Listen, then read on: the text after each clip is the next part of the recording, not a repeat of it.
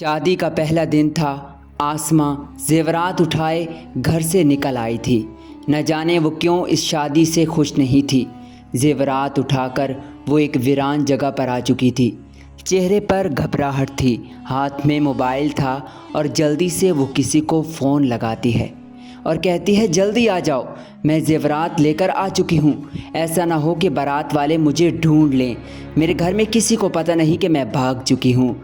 وہ گھر والوں کی عزت کو نیلام کر کے گھر سے فرار ہو چکی تھی۔ انتظار کیے جا رہی تھی لیکن ابھی تک کوئی نہیں آیا تھا۔ چہرے پر گھبراہٹ تھی۔ دیکھتے ہی دیکھتے ایک نوجوان موٹر سائیکل پر سوار ہو کر اس کے پاس آ جاتا ہے۔ نوجوان کہتا ہے ادھر آؤ آسماں، زیورات لائی ہو تم؟ ہاں میں زیورات سب چیزیں لے کر آ گئی ہوں، اب جلدی کرو، ہمارے پاس وقت بہت کم ہے۔ میری بارات آئی ہوئی تھی، میں نے موقع کا فائدہ اٹھایا اور گھر سے بھاگ نکلی۔ بھلا ایسی بھی کوئی لڑکی ہوتی ہے؟ یہ نادانی کی انتہا تھی۔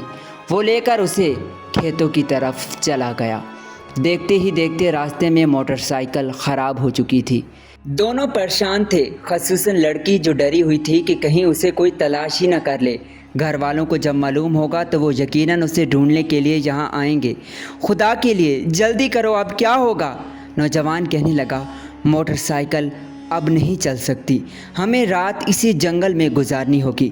لیکن لڑکی کہنے لگی یہ تم کیا کہہ رہے ہو؟ نوجوان اسے کافی تسلی دیتا ہے، تمہیں مجھ پر بھروسہ نہیں؟ میری خاطر تم یہاں تک آئی ہو، بھلا میں تمہیں دھوکہ کیسے دے سکتا ہوں؟ میرا یقین کرو، صبح ہوتے ہی ہم یہاں سے روانہ ہو جائیں گے۔ ایک رات اس جنگل میں ہمیں رکنا ہوگا، ورنہ تمہارے گھر والے پیچھا کرتے کرتے ہمیں ڈھونڈ لیں گے۔ اس طرح لڑکی بھی رضامند ہو چکی تھی۔ دونوں اس جنگل میں رات گزارنے کے لیے بیٹھ جاتے ہیں۔ لڑکی گھبرائی ہوئی تھی، نوجوان اسے تسلیاں دیے جا رہا تھا۔ یہ زیورات ہیں ہمارے پاس، اگر کسی نے لوٹ لیے تو کیا فائدہ، ہم کہاں جائیں گے؟ اور ویسے بھی ہمیں کسی نے پکڑ لیا تو بہت برا ہوگا، اسی لیے ہم یہاں رات گزار لیتے ہیں۔ رات ہو جاتی ہے۔ جیسے ہی آدھی رات کا وقت ہوتا ہے، لڑکی تو اس نوجوان پر جو اس سے محبت کرتا تھا، جو اس پر محبت کے اعتبار پر آئی تھی، وہ اس کے بھروسے سو چکی تھی۔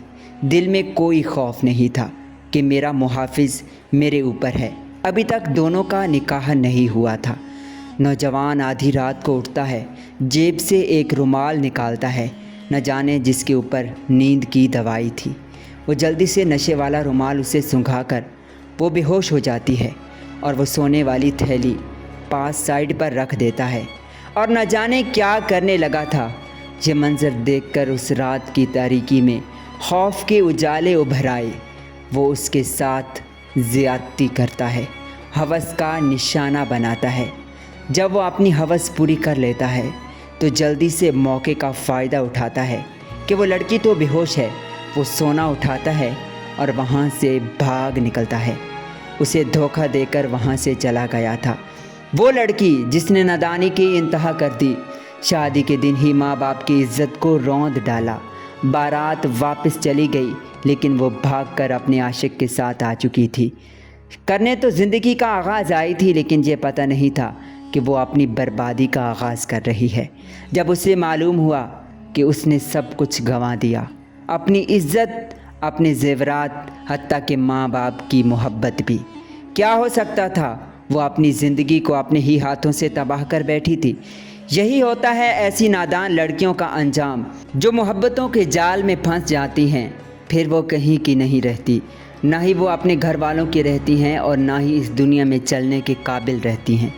وہی لڑکی سمجھدار ہے جو اپنے گھر میں رہتی ہے، اپنی عزت کو محفوظ رکھتی ہے، جو نکاح سے پہلے کسی کے ساتھ غلط رشتہ نہیں رکھتی، ورنہ انجام ایسا ہی ہوتا ہے۔ اللہ ہدایت دے ایسی لڑکیوں کو۔